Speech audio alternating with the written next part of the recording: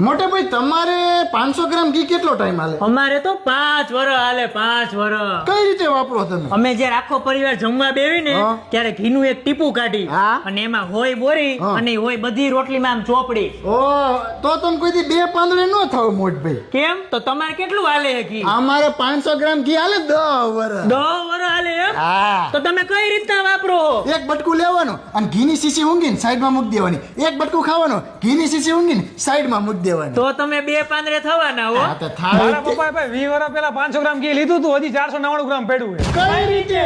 એટલે અમે શું કર્યું ભાઈ ખબર હે? 20 વર્ષ પહેલા ઘી લાવ્યા હતા અને શીશીમાં ભરી લીધું અને શીશી કરી દીધી એકદમ ફીટ પેક. એટલે તો આમાં ઘરે રોટલી બને ને એટલે શીશી રોટલી ઉપર ફેરવી ફેરવીને સાઈડમાં મૂકી દેવી. તો તમે 4 પાંદડે થવાના મોટા ભાઈ. ફાઈન. આ આઈડિયા વાપરવો પડશે. પણ મારે શું, મારી બૈરી રહી ને એનો હાથ બહુ છૂટો એટલે 10 વર્ષ હાલે. અમારે તમારી બૈરી નો બહુ હાથ છૂટો. બહુ 5 વર્ષ તો ડબલા ઝાટક કરી નાખ્યા. બહુ કેવું પડે ભાઈ.